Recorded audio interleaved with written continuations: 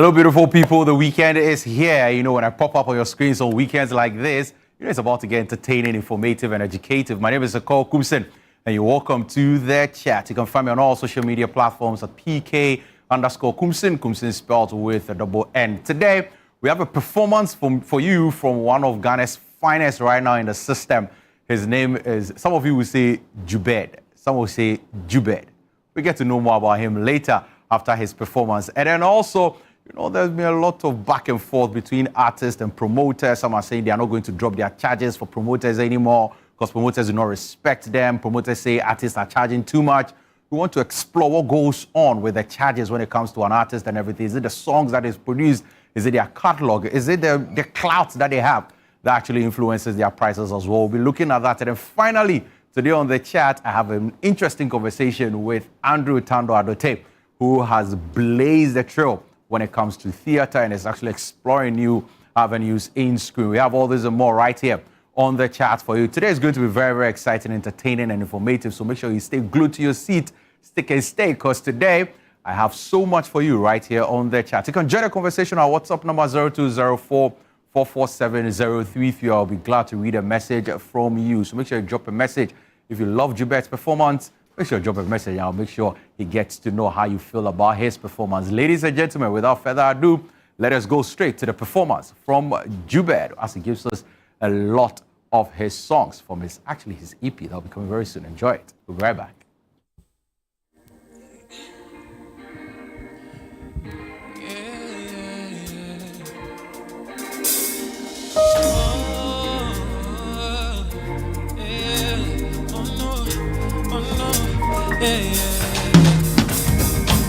Shorty body good and majestic, body with a good mind, girl I'm attracted. Girl in a fine skirt, you got my attention. Oh, coming right with me, majestic. Yeah. Pull on me, baby, you want this. Me, I could give you what you want, regardless. Girl, I'm in love, I don't wanna regret this. Pull up on your block, baby girl, you end this. Kill or deal, I'ma make her loud, I'm like kill or deal. I'ma make her shouting like kill or deal. I'ma make her loud, I'm like kill or deal. Kill or deal, she make you. Mama got me shouting like kill or deal. Mama got my eyes and her feet to bill. Mama got my eyes and her feet to bill. Feet to bill.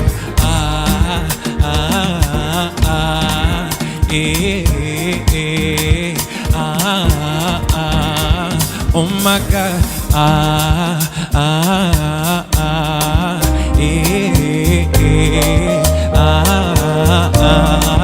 Oh my God, yeah.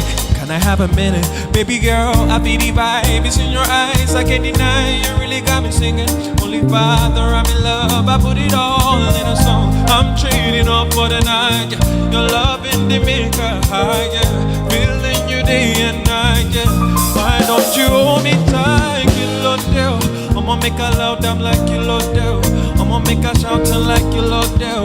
I'ma make her loud, I'm like Kilo Del. Yeah, Kilo Del. Chineke, Mama got me shouting like Kilo Del. Mama got my eyes and her feet to bill. Mama got my eyes and her feet to bill. Yeah, feet to bill.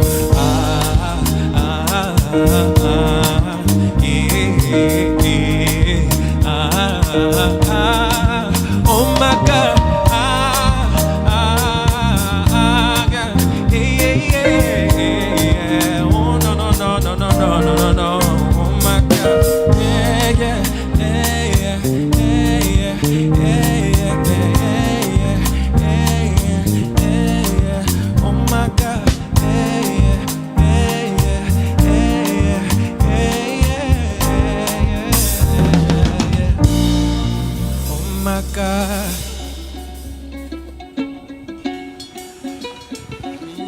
Gabaya Fidadio, Gabaya Fidadio, Gabaya Fidadi. 1, 2, 3, 4.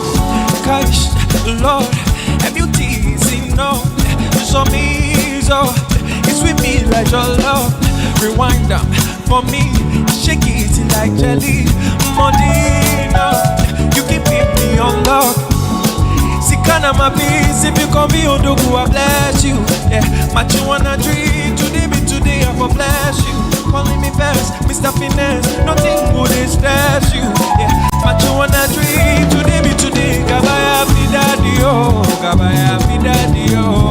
Gabaya vida, gaba gaba gaba gaba gaba, gabaya vida dio, gabaya vida dio, gabaya vida, gaba gaba gaba gaba, ulo ulo, yeah, coupe de coupe, I no go tire for your case, yeah, I follow you for days, no they shy all look my face, yeah, see I'm me don't look around and take what you can say, yeah, now you see me coming and you know you want to, hey, it's kinda my peace, if you call me you don't go I bless you, yeah, my you wanna dream, today be today I will bless you, come leave me fast, Mr. Finesse, nothing will distress you, yeah, my you wanna dream, today be today, gabaya vida, vida gabaya vida, vida gabaya vida di,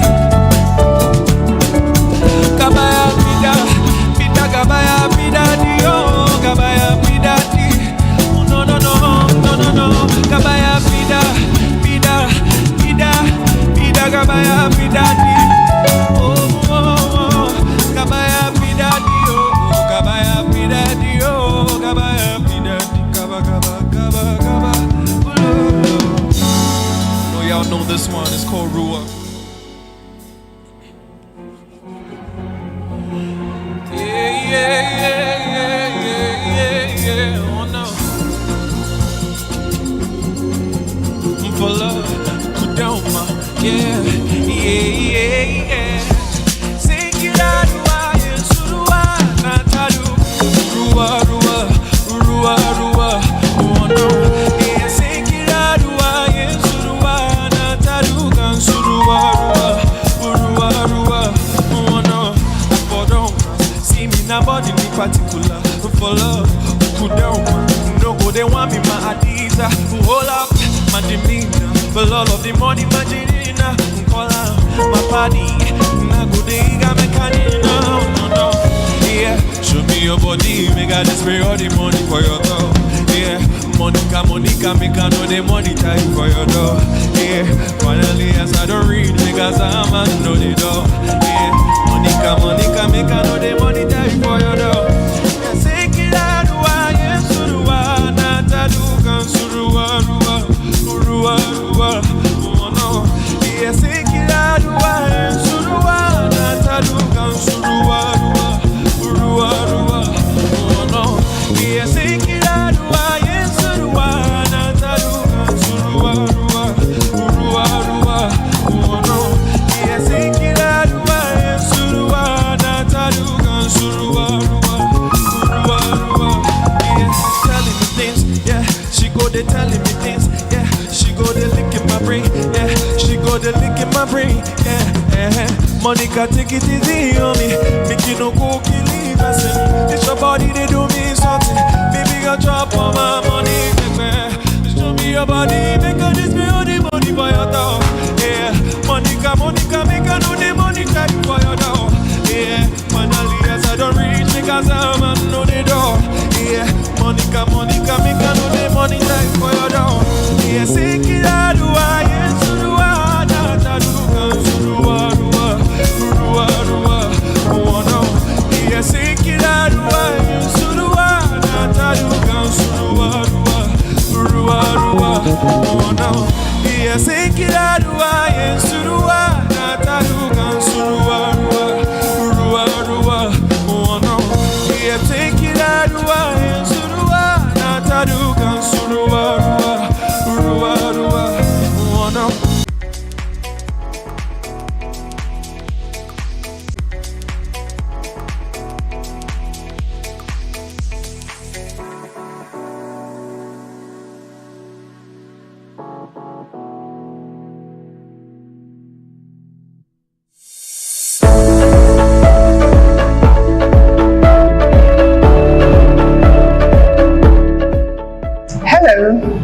My name is Dr. Mabizori Kwasari, a food scientist and CEO of Impact Food Hub.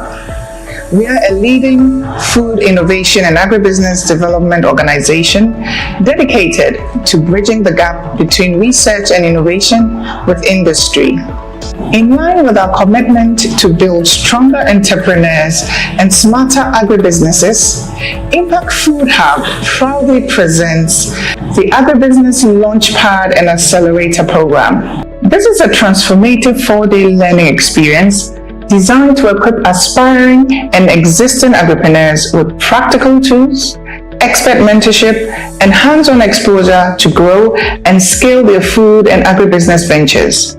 Whether you're planting your first crop or scaling up for market, Launchpad 2025 will empower you to take your agribusiness to the next level. So join us from the 9th to the 12th of July 2025 at the Stanbic Bank Business Incubator, Silver Star Tower. So why join Launchpad 2025? Because your agribusiness idea deserves more than a dream. It deserves the tools, training, and support to grow into sustainable, market-ready enterprise. Let's help you turn your food idea into a competitive brand that creates impact.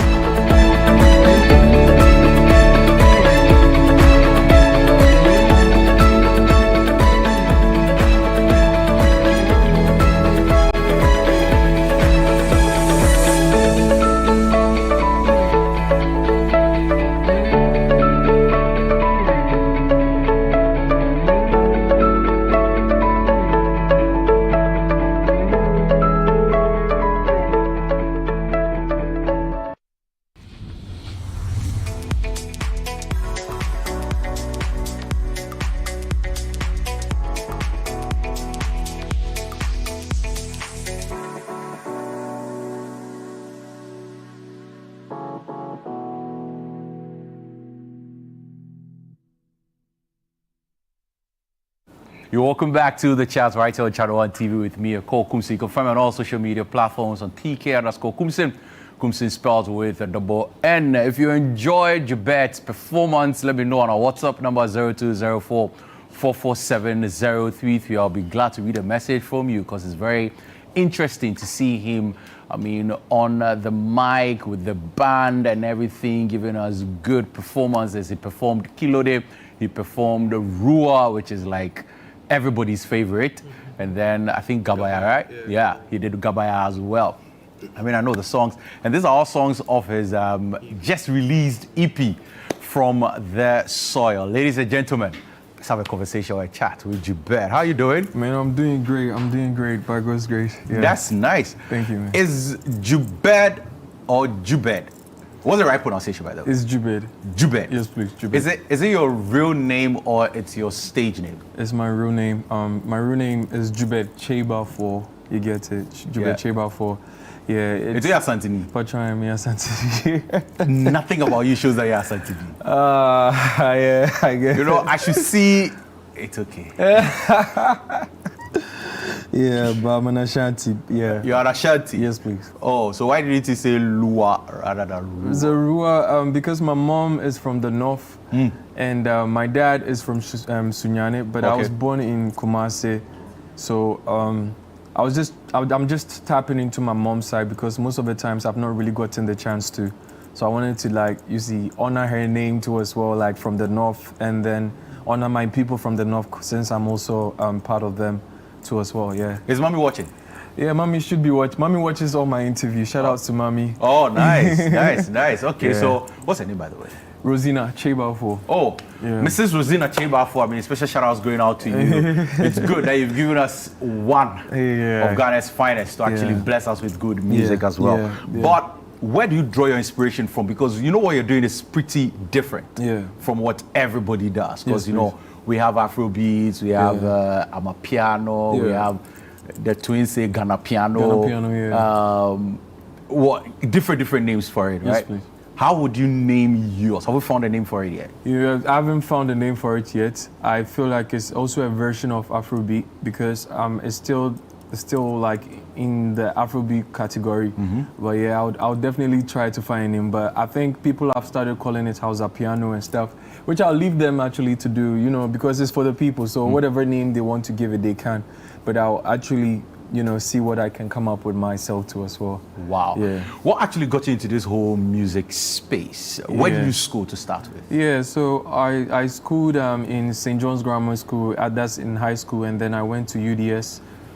St. John's? Yeah, St. John's Grammar. Achimota? Yeah, Achimota. Oh, okay. I was in high school there, and then I went to UDS to study integrated community development. Then I laddered to real estate and management too as well. So yeah, So that's you're supposed to be developing our community. yeah, Making it a better place. I am. But I am singing. Yeah, because I am developing the community. You know, it's also a side thing that is coming in handy too as well by God's grace. You know, it's something that we'll dive into as time goes on. You know, we in talks, we're seeing what we can do to do a few one-to-one to, you know, just to get the money, put it inside, and then let's see what we can make out All right. of it. So when did this, like I said, when did this whole thing start? From St. John's to UDS? Yeah. Like, what was the light bulb moment? I was like, yo, I think I can do this thing. I have to go into it full time. I have to dedicate my time and my life to it. Yeah, so it even started before I even went to high school. I was like, in JHS, I was singing in school, back and forth. I loved entertainment so much. Were you the entertainment prefect? No, I wasn't, because back then they didn't have entertainment prefects. But I think if they had, I would have, I would have vied for it. Because yes, trust me, I was singing all the Justin Bieber songs in the class at the back, you know. What's your favorite Justin Bieber song? Baby, baby, baby. Oh, yeah, basically. Oh, wow. I thought you were going to say lazy song. But it's fine. Yeah, I understand. I love that one too. And then Beauty and the Beat. Like I used to listen to his track because that's what the ladies loved in the class. So I would just do that to just. So you're doing it for the ladies? I think back then I actually was, because I would just go back at the back of the class and I would just be singing, and all the ladies would come around. Oh, you know how to sing a song? Sing it for me, you know. Like so, yeah. I think. My Rosina, that was Charlie. So my audience started from that side. Me picking my audience, and then I got to know, okay, this is what I have to do.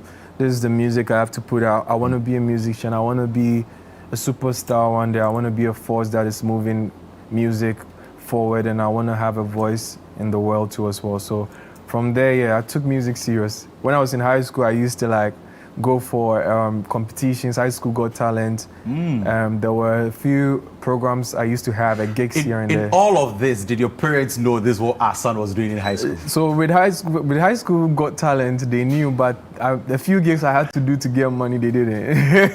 They didn't. I had to hide that from them. But with High School Got Talent, because it's more of like an educational program, I think they called them and then they gave me the permission. But the gigs, if I told them, they wouldn't have allowed me to. Wow. But if they look at what you're doing now, how appreciative are they with what you're doing right now? Like your dad, your mom. Yeah, they are very grateful. They are very thankful. One of the things they are happy about, which they tell me all the time, the most important is how much I've grown to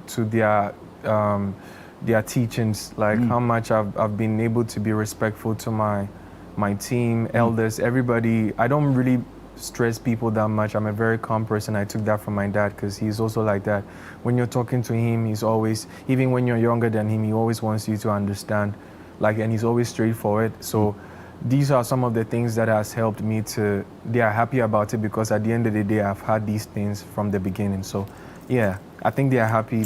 My sisters call me every time. They are so happy, smiling. Like, we saw you on TV. We heard your song here. Yeah, they give the phone to their friends. They'll be like, I told you that's my brother. You get to that kind of vibe. Oh, sisters, who you fans? Oh, Charlie, and y'all grow. It's not just them, but friends and families. It's amazing because all of them are so happy to see me thrive with whatever I've chosen, and the support has been massive so far. Yeah, it sounds like family supports what you're doing. Like everybody's involved one way or another. Yeah, everybody's putting their hands in, which I'm so grateful. Even the fans, anytime I drop a song, they just hop on it, especially on TikTok. They just, it's now I don't even have to stress to, everybody just loves it. They just hop on it to push the song to another new level. So it's great. It's great. Beautiful. Yeah. Now let's talk about From the Soil. Yes, please. Right.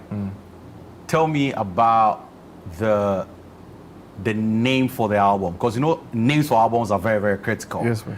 And also behind you we have the artwork for the album. Yeah. So can you just tell me what's going on there? Because I see you in some gold, in black, on land, red background. What's going on? It's the inspiration for all this. Yeah, it's intentional. So the red at the background, it's for the blood that our forefathers have poured on the ground, have suffered, to get the soil for us. The black is our culture, our, we are all we are all blacks. Yeah. And then the gold, like, you know, the Ashanti Kingdom, you know, it's just like signifying paying culture. homage to your culture. My Wow. culture. And also, like, you know, I think the dress came from more of like a northern. So Northern, we yeah. have all in the same kind of, we just want to push Africa we want to push Ghanaian culture to the world too as well. That's beautiful. Yeah. On the EP, you featured Kojo Black. Black. Yes, please. Yes, please. How's the relationship between the two of you? Yeah, How did you come by with the whole like feature? Was it like Kojo, Charlie, I have this, I want you to hop on it, or he was like, Jubet, I want to do something with you? Oh no, it was intentional. We had to go to him, but Kojo has been my friend, like I would say brother, for like even before Excellence came up. Yeah, I just even got to know that the same studio he used to record in, like, you know, training. I also went through that same studio to record back in Tema. He's like a brother to me back in Tema. So we've been in contact I remember when I was doing covers, he was supporting it, he was posting it to help me out. So Kojo has been a brother. So when I felt like, oh, I'm bringing an EP which signifies my beginning, let me just, because since he's been part of my beginning, so let me just get him on it. Even if it's just him, I'm okay, because he's a brother to me. So I love what he's doing too. So I was like, I was like, yo, Kojo, what's up? You know, let's just create some magic. And then he came through, and then, you know, we just had a banger. Because right now on the EP, the streaming for Abena has been crazy. The streaming for Gabaya too has been crazy. Gabaya has been crazy. Ruwadi, everybody loves it. I think I was telling you about like one of our, drivers here. Yes, please. That's David Blankson. Yeah. He had us. So DJ Mingo played it on Traffic Avenue. Wow. He heard the song and he was like, yo, this is going to be on repeat. Oh my I sat God. in his car and the song was literally on repeat. My God. For Madabraka to test something, like it was on repeat. David, wherever you are, God bless you, man. God bless. Keep supporting. So it's good. But, you know, one of the things that young acts like yourself thrive on is when you hear industry leaders actually commending you for the good job that you're doing. Oh, definitely. So we'll talk about Sarkodie Zone very soon. But let's start with Don Jazzy. All right. Yeah, you know, that was like from the him beginning. Commenting on like your performance on Breakfast Daily was just like, how was it for you? Like, run me through the emotions. It was crazy. Like, it was just a cover. You know, back then I hadn't released anything. It was just a cover. So I posted it, and it was actually, he even like collaborated with it, which was crazy. So, you know, Instagram has a feature where you can collaborate with other people. So and then it pops up on your feed. Something just told me collaborate with him, because, you know, what else? Maybe at the end of the day he would see it and he would love it. So I just collaborated. Was it his song that you No, it wasn't. It wasn't even his song. Why did you need to collaborate with him? I don't know. Like, something just told me, because normally I've seen how influential he is in the Afrobeat space and how much he sees talents in people and then supports them one way or the other. You know, bringing out Rema, all those people. So I was like, let me just tag him. Maybe Don Jazzy go fit sign me or something. You get it? Oh, so the goal? Yeah, the goal was to like for him to see me, because I loved Rema, and I still do. He's one of my inspirations when it comes to my music, how different I am and how much I want to stand out. He's like also. So I was like, let me just do that. Hopefully one day he sees it. Even if he doesn't sign me, he's gonna definitely post me one day. So that was good. So I just did it. I was just there, and then I saw like people commenting plenty. And I went to see Don Jazzy had like, you know, added the collaborate. I was like, damn. And yeah, it was amazing. I remember I was in the studio, like, you know, doing my covers, and then my boys were like, hey, Charlie, you blow, you know, that kind of vibe. So yeah, from there it was great. From there, people started, you know, and it's so like, it's so I don't know, it's so special that that video was recorded here. Yeah. At the Breakfast Daily Show, and it was crazy. So I'm back here to testify to that. And from there it's been amazing. I got in the spotlights, had people coming in, you know, wanting to collaborate, wanting to help my journey and everything. And I had to pray, I had to ask for advices from my elders and people who have gone before me to know what I can do about my decision. And then, you know, everything you see here, the Jubet you see here has just been by the effort of God and also the people who have come together to be like, hey, you know what? Let's just push this person. If you're a young act out there, you're watching this today, know that Breakfast Daily or Channel 1 TV is such a strong and a big platform you need to be on to propel your career to the next level. Exactly. Now let's talk about your time or your moment with Sarkodie. At the, is it time with Trendy Real? Yeah, Trendy Real, that event and everything. And then you came, you gave a performance and then after that, there was this intimate session between you and Sarkodie. Yeah, man. What was he telling you? Bro, it's first of all, like, I was like, hey, Sarkodie is standing in front of me. Like, bro, I held. Were you blushing? Bro, it's not blushing. It was like, I was like, bro, I'm singing this person's song word for word. Also, when I was young, like word for word. This is Sark, man. So he was just there telling me how much he loves my music, how much he wants me to thrive. And one of the things he said that really shook me was he's saying that whenever I'm in the studio and I'm recording a song, I don't look for other people's opinions. When I'm in that moment, I bring a song, and after the song, I'm so happy in the studio because, this is a banger. So when I come out, I should make sure I use that same energy. This is a banger to promote the song and not let other people's opinions bring me down and be like, people don't really like this. No, like just that same energy, Charlie. With that same energy, you can promote, you can be pushing, yo, bro, like, play this song, please play this song for me. Like, I remember when Ruba came out, I was sending it to DJs. We hadn't even paid them or anything. I was just sending it to every DJ that I came across. I was like, bro, play this for me, please do. You know, it's trending right now on TikTok. I just want you to do it. So that same energy I used, and it's been wonderful since then. So that's what I got with Sarkodie. And other few artists too, Shatawale and Medical. I would just want to say thank you so much. Shatawale said he's actually been a fan of me on TikTok, and so when he saw me, he was like, Jubet. I was like, I was so like down. But in those moments, do you take the advantage to actually ask for a feature?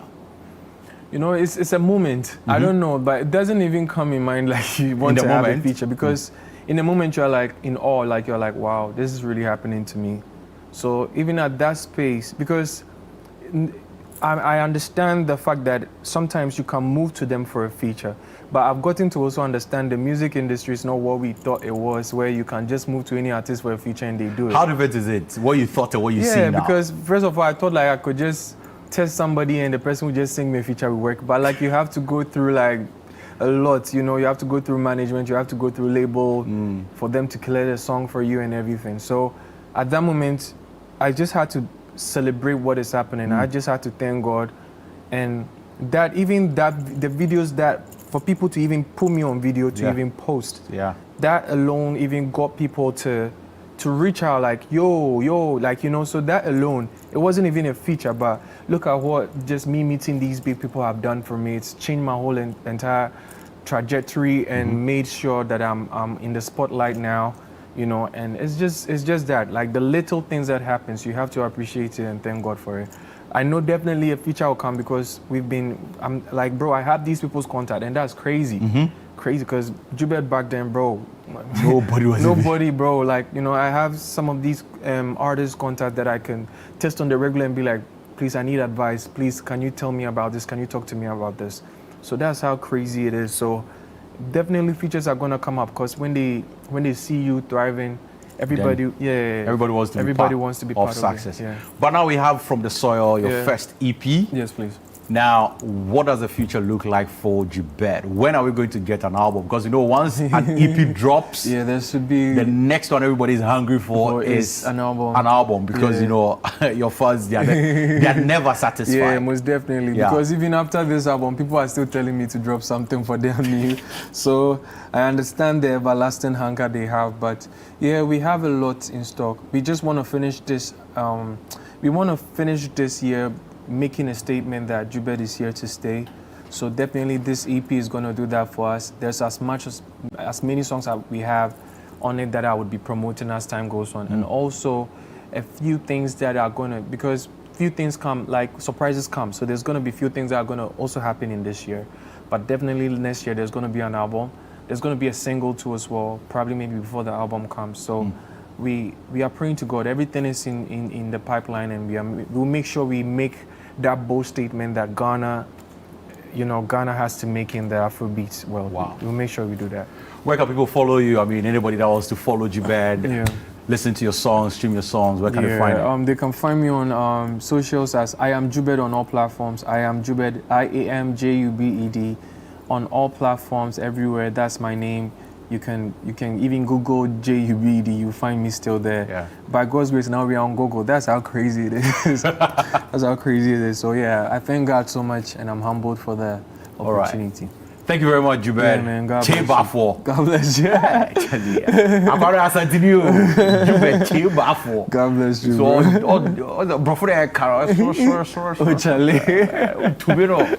Yes, to bravo, papa. I'm just kidding now, but hey, make sure you listen to him. He's such a great talent. I love him so much. I love all his songs. And make sure you go stream the EP that is out now. He dropped it, I think, 2 days ago, 3rd of July. Yeah, 3rd of July. Good. So make sure you go listen to it. It's very important for you to support talents like this and push them to the world. I mean, he had to take support to push Rema, Techno, all those people to the world. Yeah. So if we don't support him, we cannot push them to the world. So make sure you support him, and he's going to actually make a strong statement for us on the global stage. We'll go for a quick break and return. Have an awesome conversation for you. Artists and promoters, fight to go on everywhere. We'll be talking about that right here on the show.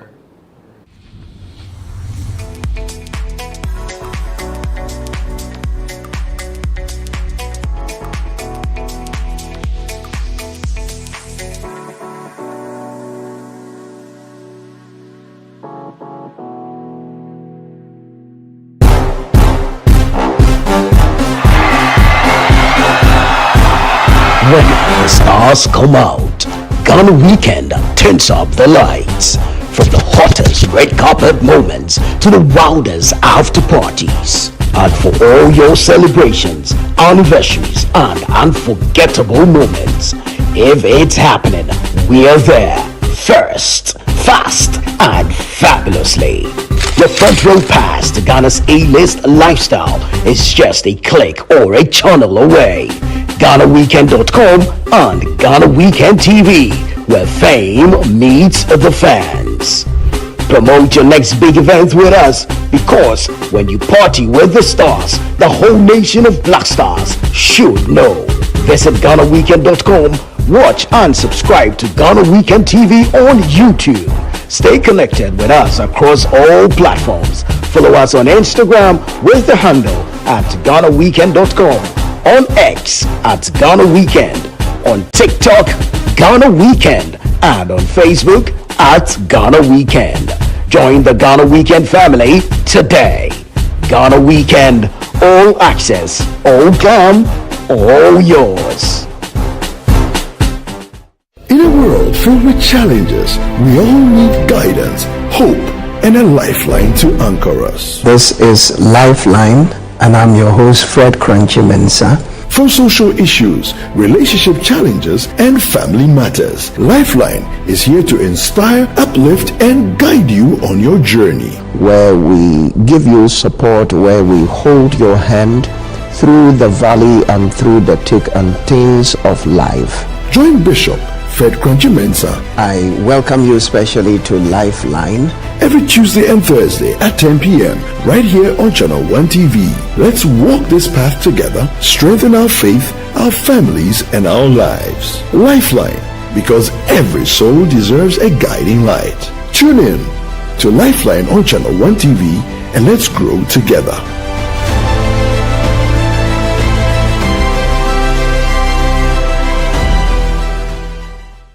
Welcome.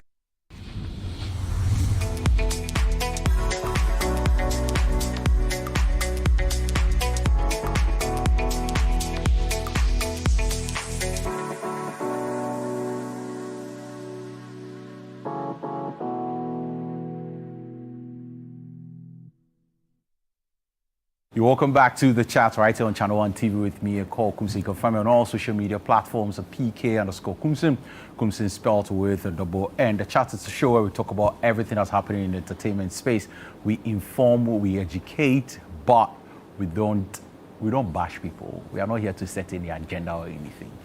But today we have a very interesting conversation that I want to touch on quickly, where it's about artists and promoters, it looks like there's always this tension or fight between artists and promoters. So an artist will show up at a show, he will be late, he'll say, promoter didn't pay me, so I was not there on time.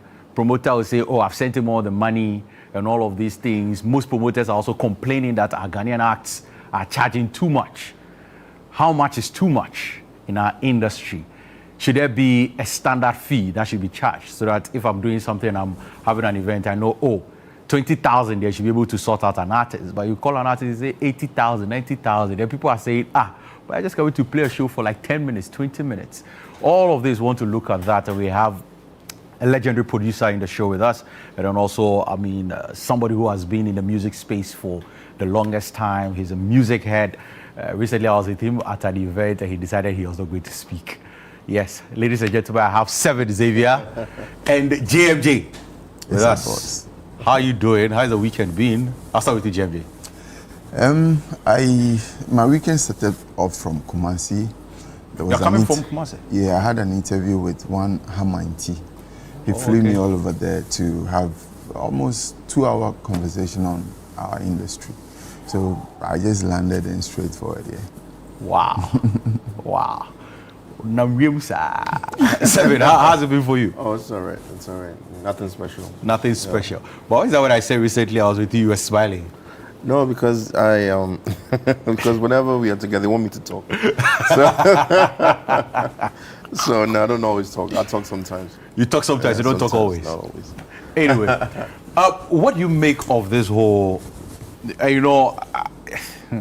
today's conversation is going to be streamlined towards one angle, but we'll make time and make it a holistic conversation. Reason being that most times promoters are complaining about Ghanaian acts too much. Like Ghanaian acts charging too much for performances. As a music producer and knowing what goes into music and everything, what do you make of it when you hear some of these complaints going around? What would they call too much? And then what would the artists also call way less? The conversation is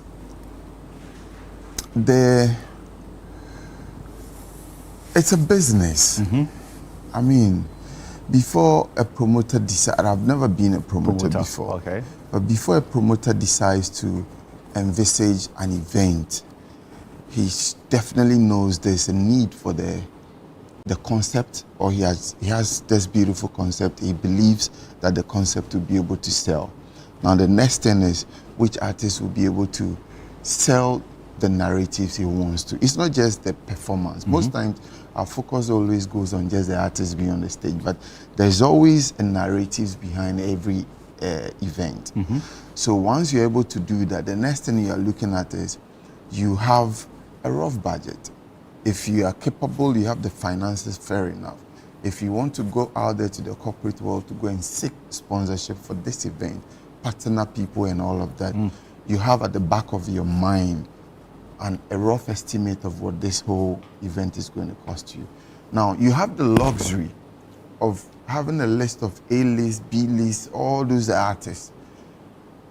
That is to say, if it is 2 CDs events that you have for artists, proud to that, you have a list of all those artists that your budget is able to go and afford, right?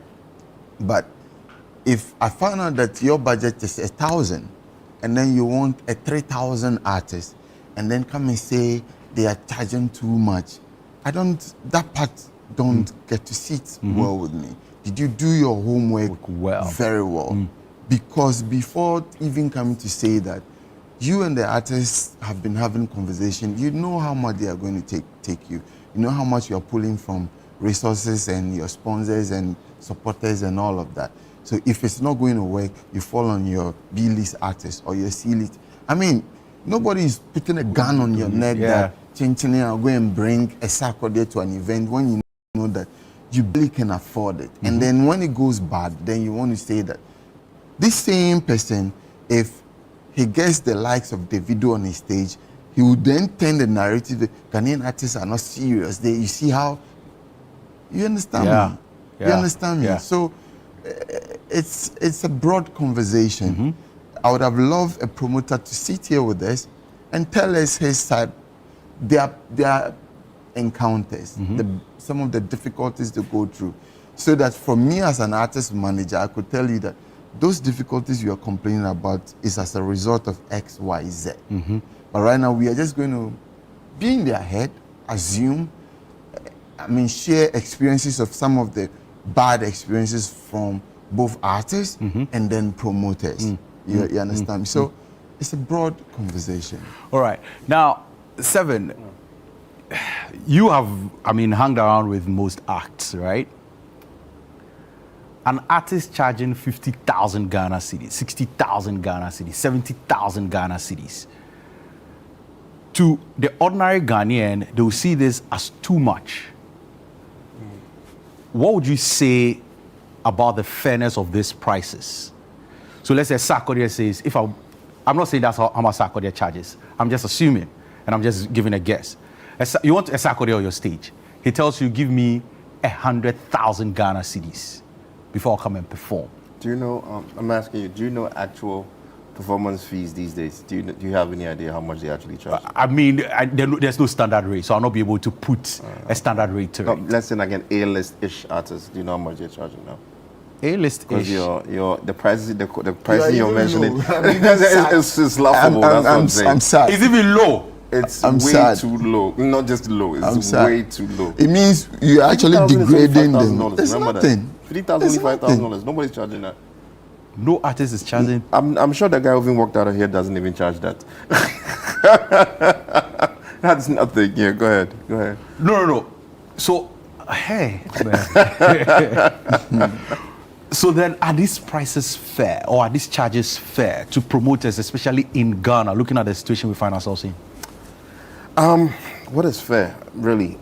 Just remember, some of these artists who are now A-list artists are mostly dealing with labels, where that means that their masters or their streamings and stuff, probably like minimal. What they have to move around and do everything with is possibly from shows. Right now, they have a whole entourage of people from lawyers, because if I recall, recent case with Blacko, I think it was a lawyer who came out to speak, right? They have lawyers, they have managers, business managers.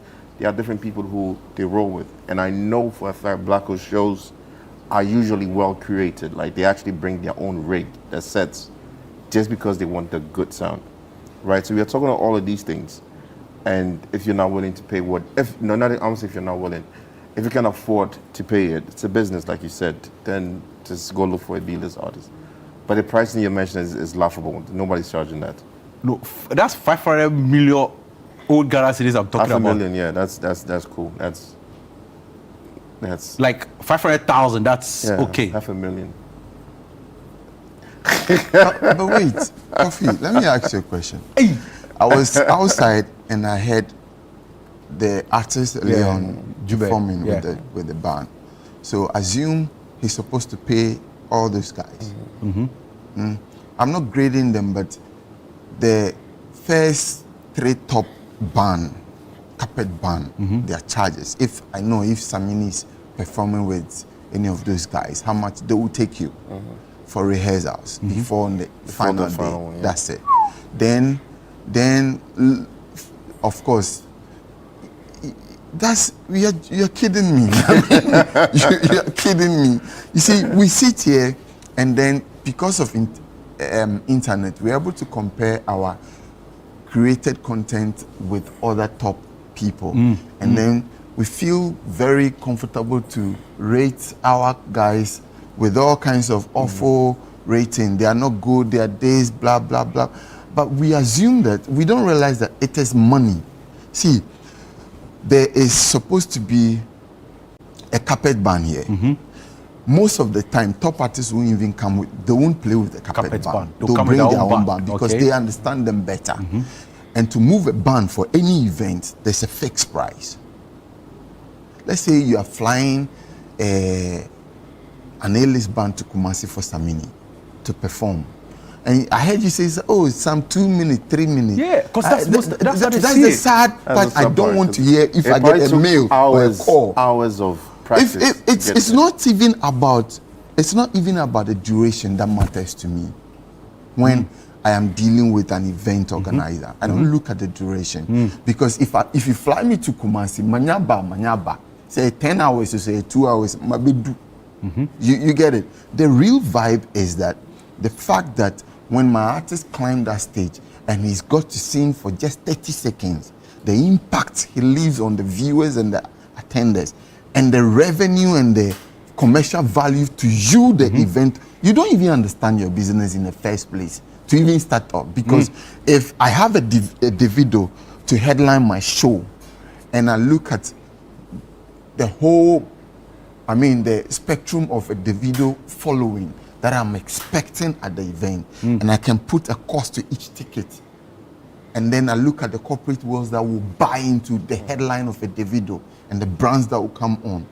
And then you are saying that, oh, for Davido just coming on for just 2 minutes, so why is he charging? His ticket alone, he's not even coming with your normal ticket. He's coming with a private jet in the first place. And then once he does that, you're like, hey, did you see Davido landed with a private jet? Meanwhile, you are telling a local artist, oh, so you're just can't you take your own car and just come? Let me tell you something that happened. Okay. I encountered the best weekend. I actually wanted to go back to my social and make a story about what happened in Kumasi. Unfortunately, I have to say this on your show. Most of the time when they call you to come for an interview, the station is actually creating content for their channel. Do you know that they actually allow you to take your own money, fuel yourself, come and sit in their studio, create content for them, they say thank you, and then you go home. God bless you. And God bless you. And then they will watch, let's look at some of the content on America from the podcast, and then they'll watch and then they'll compare it to, oh, Hama flew me from here to Kumasi, flew me back, put me in toilet, and told me that he wants to put me on radio for 2 hours. Let's have a conversation from what is happening now compared to what has been happening in the past. Why the streaming money, and when we were selling cassettes and CDs. When he finished, he took me to his house to have a podcast conversation. Now tell me, how would I go there and not do a research on the topic he gave me? Make sure that his listeners have a well-informed, and then to another place where I'll go to tell me thank you. Even if I had a broken tile on my way, I'll fix it on my own. You see, we have been so mediocre to the extent that everything, and you know the funny thing, the event organizer who is saying, oh, it's too expensive, he's after profit. But he thinks that he's doing a favor to the artist. He's giving the platform to the artist to come and market himself. Market himself for who to pay. When you are the first person to use him and you're not ready to even pay him. There's a whole lot of conversation we are not ready for. But let's just keep scratching the surface. Like this. But you see, sometimes people go like, oh, if I bring the act and I pay him, the amount I'll pay him is the kind of performance he would do. Does it then mean that if you don't give them the best price, they will also mess up your show? There's nothing like a mess up. I remember we went to South Africa, I think Big Brother house. Now, you see, when I was coming, I read the conversation we were going to have. And I remember I went through our emails from top event organizers when they want to book us, and then how a Ghanaian promoter will book you here, how they go about the whole business. Let me show you. So, do you have an experience to share? How a Ghanaian promoter will book you here? You tell us about that. So let me show you what happened. First of all, is it DSTV sent a mail to us that your artists have been chosen to be the next performer for the coming. I think the performance was on weekends. I remember that time. Quickly, they had to get our details for traveling. First of all, they asked the crew the number and everybody's role. Then they send you a mail asking for technical rider. You know what that means? From the very moment Kaki lands at the airport, what's the first thing she wants to see that makes her feel good? That will make her feel like, yes, she has arrived. Like, have you checked the technical rider of Beyonce? Where sometimes she will ask things that 10 minutes to her to climb on stage. If you don't get it, she's not coming. She's still stuck up in her dress room, waiting for it. You see, we are Wow. we are joking. We are not ready. No, we don't. We are not- we are the not fact is, ready. we don't even understand what we are doing. We don't because there are no professionals. We are, Charlie, the showbiz in Ghana. It started us as Agribusiness. I was telling him that those days he was asking, so how is the explanation? I'm like, those days. You see, Lumba singing a song and say, offer so and so in Hamburg. Yeah. You know what I mean? That's the uncle that gave some $1,000 for the boy to go to studio and go and record. That offer didn't even understand what that money, the value of it. 100 years to come, he doesn't even know that he has a master's as executive producer to that content. Because now I've grown and now AD. Man. Anyway, Stephen, can you share your experience? I mean, what promoters are not doing right when it comes to dealing with acts? Because you see, like I said, today is to inform and for people to learn. To be honest, I've learned so much right now. Well, I think it's a whole industry thing where we need to all learn and have standards, you know, exactly what we are looking for from each other, you know. So I have an experience that I think that this one might actually bash the artist, but there was a time when ShopRite in Kumasi was opened, and a client, Coca-Cola, I think it was a client, they wanted to give artists to ShopRite for the opening day, you know. Yeah, yes, like the grand opening. Grand opening, blah blah blah. So I was more like a booking agent / consultant for who should be booked, what, you know. So I got a few, about 5 or 6 artists to go. Now I was thinking they should know how things work generally. I didn't have trouble with a lot of the A-list-ish artists who were called, but an up-and-coming was booked from Accra to Kumasi. The plane leaves at 12. He got there late. He got there at 12:05. So I asked him, what time did you get? He said, I got there at 12. The plane is taking off at 12. He gets there at 12. And now it has to be rebooked. Now, I can't go to whoever. That's your loss. That's my loss. I had to pay for it. And there was 2 of them, him and his manager. I had to pay out of pocket. I did. Now, even before the whole thing, there was a contract. Now, it's corporate we're dealing with. So the one thing is you will not get paid before the show. 30 days. And that's even good. Some of them go 90 days. 30 days is the payment period. Do you understand that? Send the contract 30 days after performance. after performance. Yes. Actually, it's up to 30 days after 30 performance. days. Okay. So send the contracts out.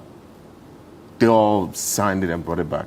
Called back to say, did you read it?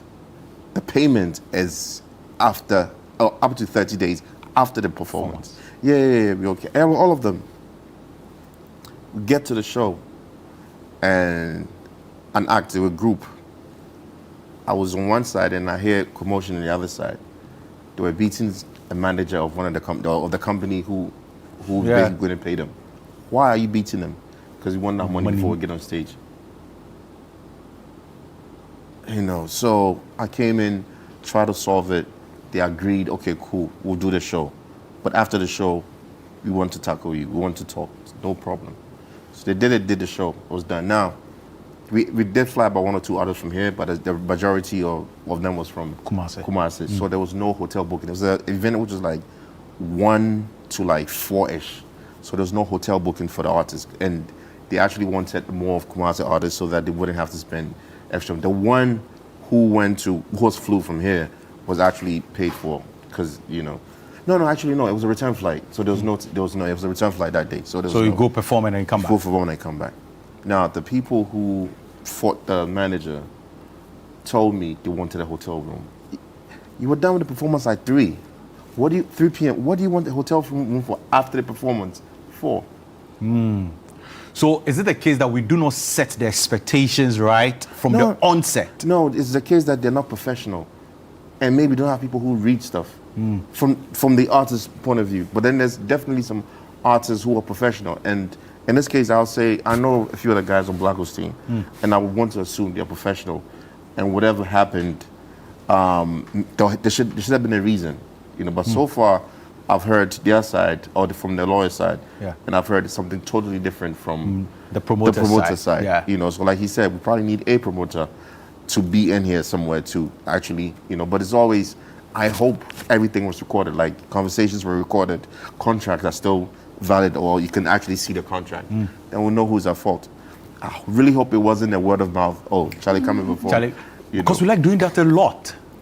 Yes. Like, Jeff the Charlie, I get event too. You go feel come support me, come help me. That's the language. That's the language. Help. Whatever I did with the artists, I made sure there was a contract. So whenever they come, Charlie, 30 days, did you see it? And no, we reread that, but it's there. You can't get your money now. So we had to call Kumase landlord, DJ Slim, to come and mediate. Wow. And DJ Slim was like, my guy, some of these companies, it's actually 90 days after the fact. Corporate stuff. You have to understand, this is how it goes.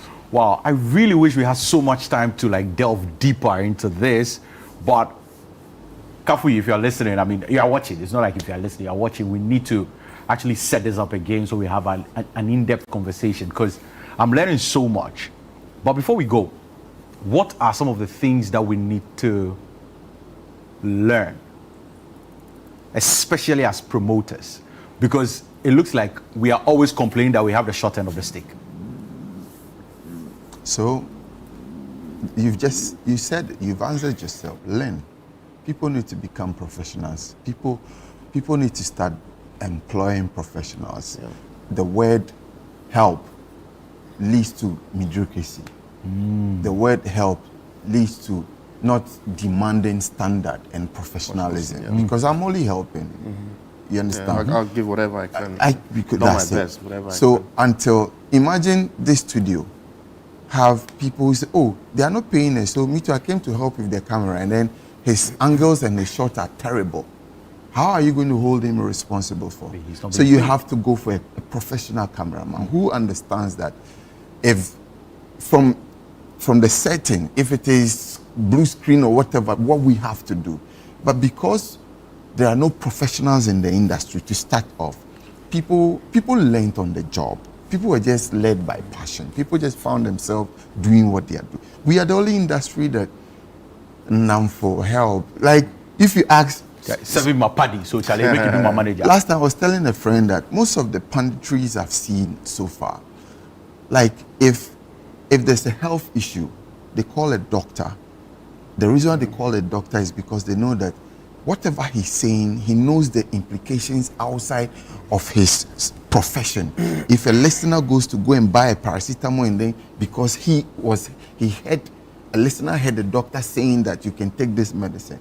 So there are consequences to even what you come and say. That's why they go for professional. If it's about football, they go for people who, but it's only entertainment that Kafu will call his friend. Name them. Name all the producers. They call their friends. Yeah. Not the people who are professionals well invested in their space. Because let me show you something. If I come and sit here and I say something awful, there are two dangers attached to that. One, the brand channel. If a listener listens to me and he goes to do something and then it backfires, the first person they are coming for is your channel because he heard it here. Who brought me Kafui? Who was the producer? Who traced the channel? And at the end of the day, the brand will be exactly affected. Okay. Now me, if I wasn't qualified, I can my family I'm gone because you brought me. You should have known you understand? So to seal it up, we need people who have to be professionals. If you have the passion you want to do and you are not professional, find how to get the needed knowledge. Get to the schools, ask questions. Today, you don't even need to go online. I want to be, what is technical rider? I'm an artist manager. What is this? What is this? I'll be honest with you. Back then, when they sent the technical rider, I didn't know a jack what it meant. No, I'll be honest with you. I called my friend in Dubai, my cousin. He said, oh, what it means is this. And back then, I didn't even know that this, I just had to type technical rider on my Google. It will give me all the meaning and then I'll quickly understand what it meant. You understand? Yeah. But that is not there. Friends, paddy, oh, Charlie, munchendi, oh, we can go fit. Like he said, Let me show you what he was saying. A top artist or any serious artist will tell you that per our experiences, when we finish performing the show, we'll have issues getting our money back. So if you are an agency, you should have the money. That's the issue between you and the corporate person. Pre-finance it. Oh, okay. I won't bring my artist and tell me that 30 days. I won't do that. I will never do that. Because I've been flown to a place where after that, the event organizer told me that somebody came to steal the ticket at the gate. So they have all kinds of funny stories. Ooh. So I'll take my money, 80%. And even with clauses that when I get there and I don't get my balance, I'm not refining the 80% because of experiences within our region. Do you understand me? Yeah. So, yes, I understand. Corporate world, 90 days, as an agency and communication guy, marketing guy, I understand that. But you as an agency person, if you have that contract from marketing, you then now go and seek for your physical cash. Because you know that 90 days you are getting your money back. Yeah. You don't need to tell me the artist that, no, I'm not doing that. But it was a contract. Yes, I agree. That's why I said any serious artist manager will read that per the experiences they have in Accra here, play a show 90 days before I come for the money. Am I drunk? What are you telling me? Man, Charlie. 7, close as why. Boy, I mean, what can we learn? What can we learn quickly before we go? I really, it's learn the business. Because what they're doing is not play. It is a business. But I think one of the problems is most promoters now are not even able to sell actual shows. So what they do is it's sponsorships. Everyone is looking for sponsorship to do something. And then, sometimes the sponsors are actually paying for these acts and then you probably get surplus and that's your profit. But if you think about it, like who's really trying to sell tickets apart from Ghana Music Awards? Like, I don't think people are really trying to sell tickets these days. Packaging. So it's like they go for the easiest way out. Yeah. It's the easiest way out. But when you go outside of here, with the Live Nations and these other players, these are serious players who have money invested in this, and they're actually making sure they are ticketed. They're ticketed. Most of the shows here now are huge stadiums, but it's all free. It's all free. So maybe if we all learn to do business properly, it helps out everyone. And then as a business, you cannot afford a 500,000 CDs artist. So you cut your quota according to your size. And their demands, because some of these demands are, like he said, beyond ridiculous, but you have to meet those demands because you want whatever you're paying for, you want to get the money back twice, and we all should just do our parts to learn and know what we are doing in the space. Man, time is too short for this. We've barely scratched the surface for this conversation. We are going to go deeper into it later on in the coming weeks to talk about it. We'll get a promoter here, we'll get a music executive here, and we'll bring JMJ and 7 back so we'll be able to have a holistic conversation. I thought we were going to but it looks like JMJ said, Yeah, it's huge that we thought or we assumed about this. Later, we'll go for a quick break. Thank you very much, JMJ. Thank you very much, 7. It's been fun having you here. We'll go for a quick break. When I return, I have a legend in the making for theater right here in studio with me, Andrew Adote. We have a conversation right here on the chat. We'll be right back.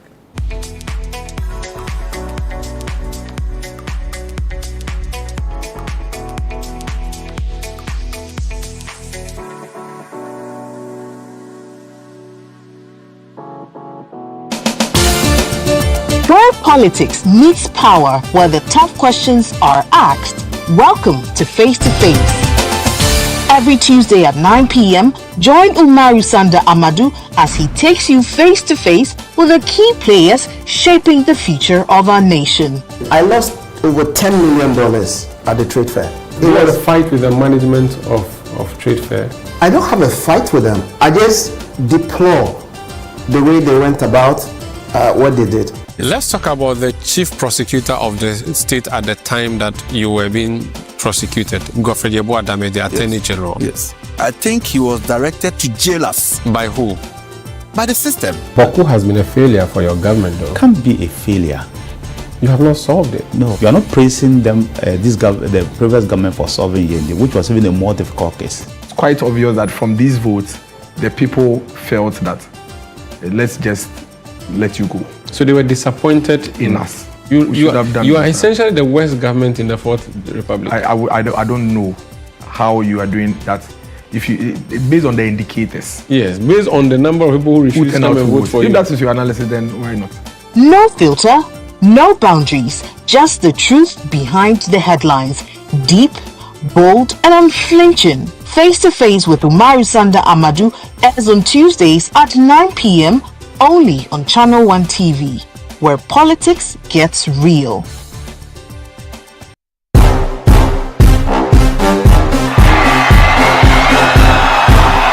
When the stars come out, Ghana Weekend turns up the lights. From the hottest red carpet moments to the wildest after parties. And for all your celebrations, anniversaries, and unforgettable moments, if it's happening, we're there. First, fast, and fabulously. Your front row pass to Ghana's A-list lifestyle is just a click or a channel away. GhanaWeekend.com and Ghana Weekend TV, where fame meets the fans. Promote your next big event with us, because when you party with the stars, the whole nation of Black Stars should know. Visit GhanaWeekend.com, watch and subscribe to Ghana Weekend TV on YouTube. Stay connected with us across all platforms. Follow us on Instagram with the handle at GhanaWeekend.com, on X at Ghana Weekend, on TikTok, Ghana Weekend, and on Facebook at Ghana Weekend.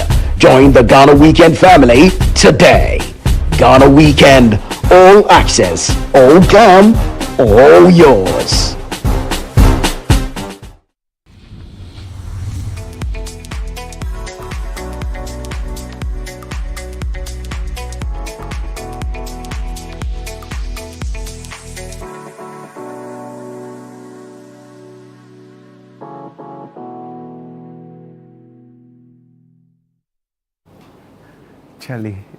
Charlie. You see 100,000 so 50,000. They want me bokra.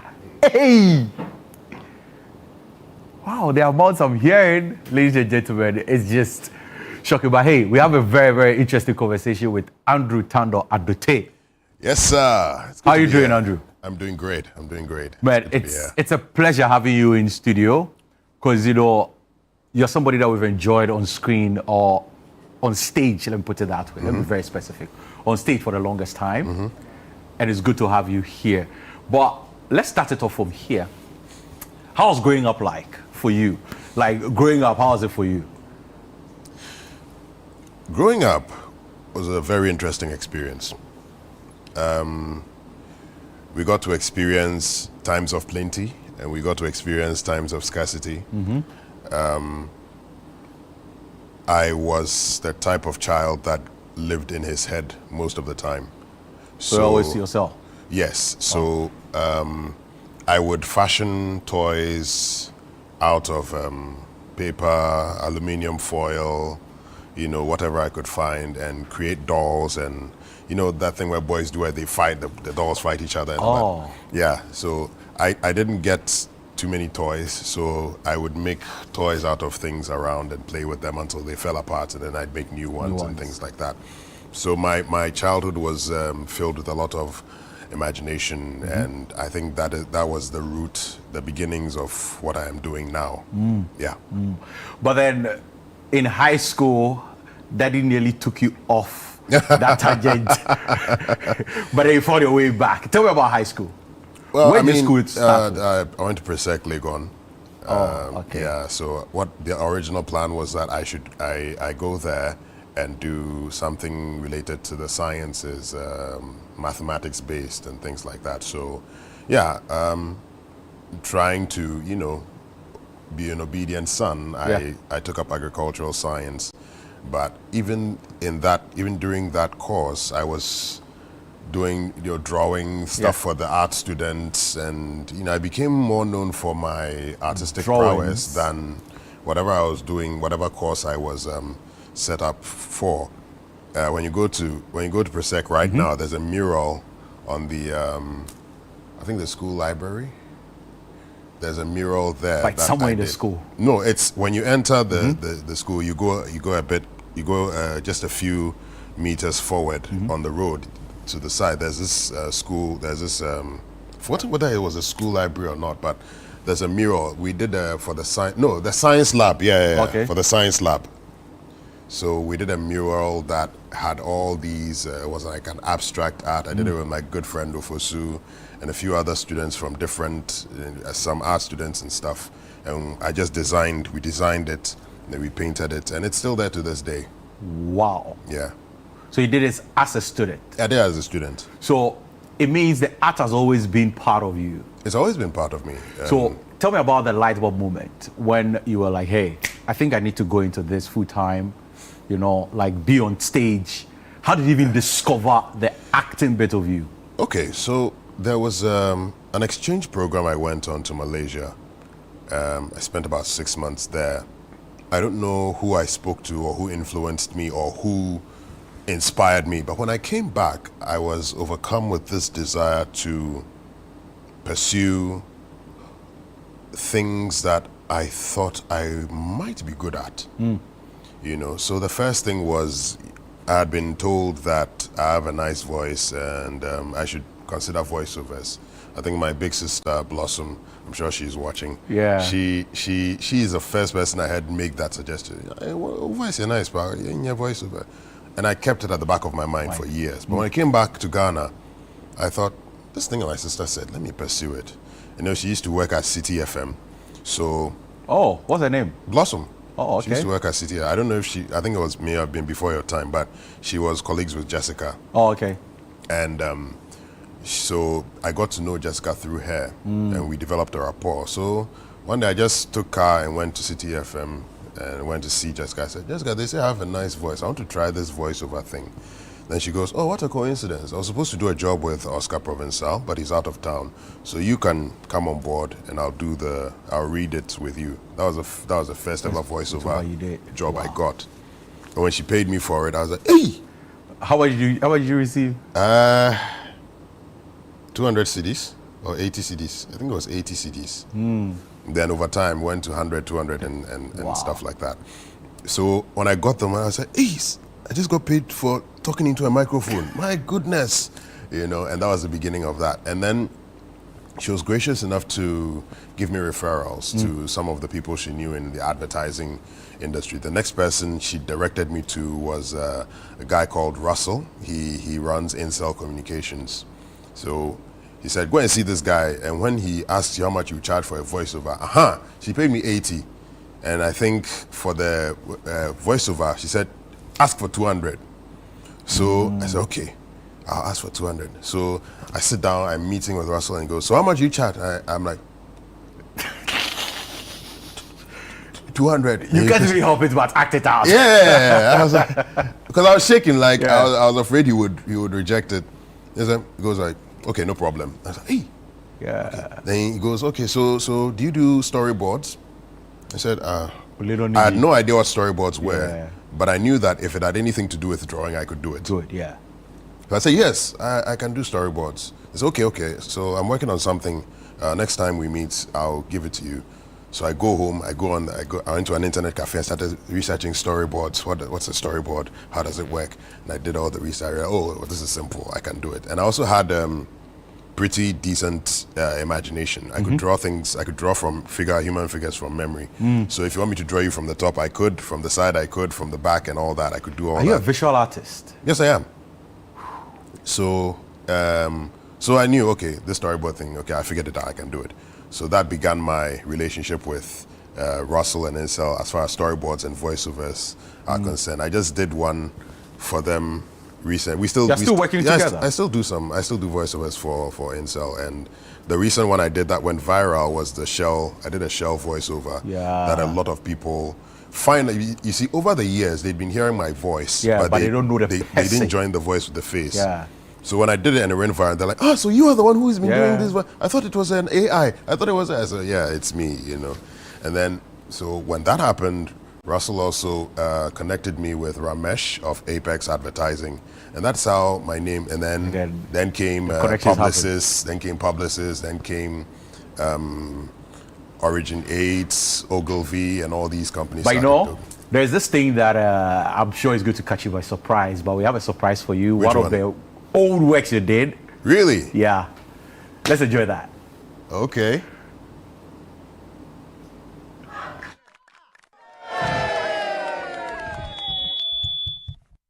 When I say MVA, you say Ntwatwa. MVA. I'm here to inject in you some free apps. All you have to do is to pay 30 cedis for the bundle.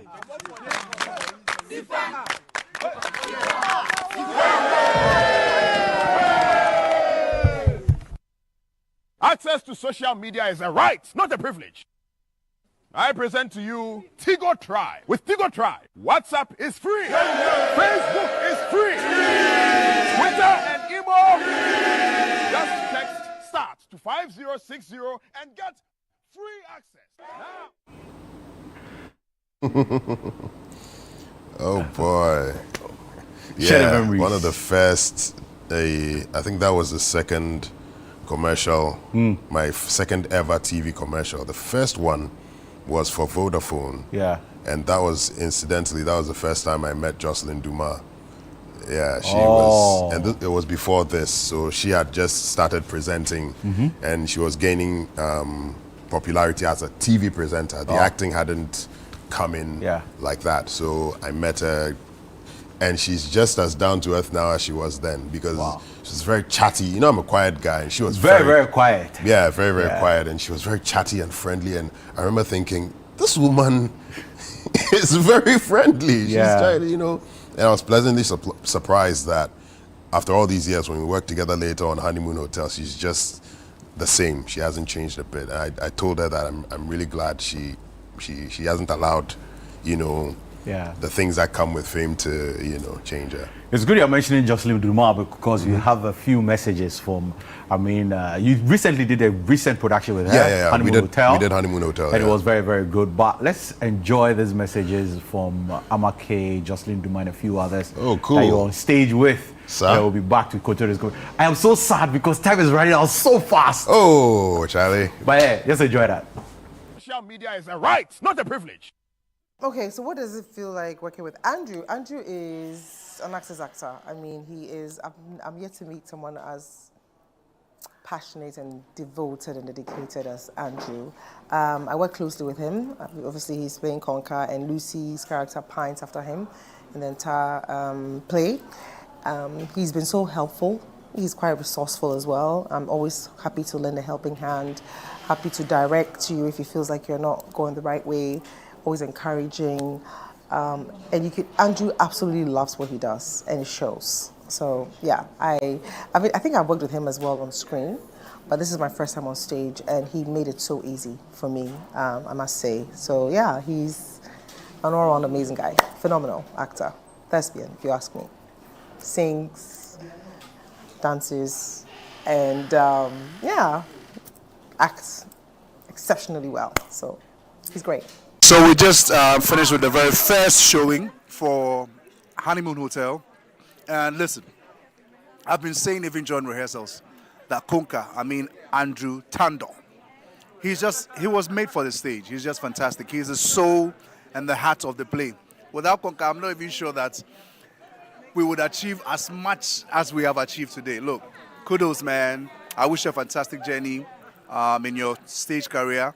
Keep pushing and keep raising the flag high. You're the best. Andrew Adote. Andrew and I, we have worked on a number of productions, both screen and recently my directorial debut on a stage play called The Honeymoon Hotel. And I have to say that Andrew is a phenomenal actor, both on screen and on stage. What I particularly admire about an actor like Andrew is his professionalism and his dedication to the craft. You know, this is somebody who has done stage many times. I know that he's done it perhaps more than 50 times. But when I worked with Andrew on stage, I was struck on his level of professionalism And I will continuously say it and use him as an example for the rest of the actors. Andrew will do his bit, come in, perform as he should, then go straight back into his chair and remain in that state of mind, you know, his character, until he's called again to come and do his thing. A lot of actors just do what they're supposed to do and then go off to do other things. And I've always had a big problem with that, because if you're an actor who can't stay in character for the duration of a rehearsal, what happens is you go in and out of it. Your performance for the first few minutes is not the same. I mean, it's good when you have your colleagues speaking highly of you, but when you see this, quickly, when you see this, how does it make you feel when you have your colleagues who are speaking so highly of you? I'm deeply humbled. I'm deeply humbled because they wouldn't do this for just anyone. Yeah. And the fact that they did that, they took time out of their day to do that for me, means that it's a sign that this work that God has given me to do is making some kind of impact. And I'm deeply humbled and I'm grateful to each and every one of them for doing that. Now, when you look at screen and theater, how do you merge the two? And which one do you enjoy? No, you don't merge the two. There are different disciplines in their own right. Stage, of course, stage is demanding in so many different ways, and screen is also demanding in so many different ways. I say I'm very comfortable on stage. I see screen as the next terrain to be conquered. You know, because I don't think I've gotten something I can really sink my teeth into as an actor for screen yet. I've been playing mostly supporting roles and things like that. But when that time comes, trust me, I'll be ready.